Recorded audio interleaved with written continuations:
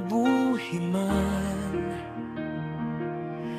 kahimtang puno sa kasakit, kasinatian nga pagkapait.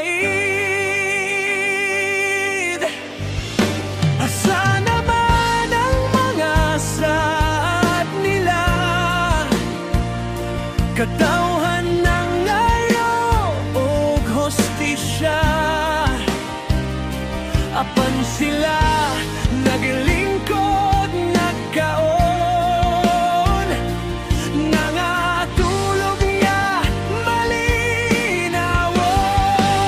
Sa hinay-hinay bangon, ilaha pa karon, mo pabora sa ato ang panahon.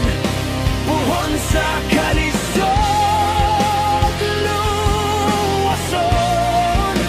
Sa hinay-hinay bangon, ilaha pa karon, ato na pud puhon sa kalisod, malingkaw. Sa hinay-hinay bangon.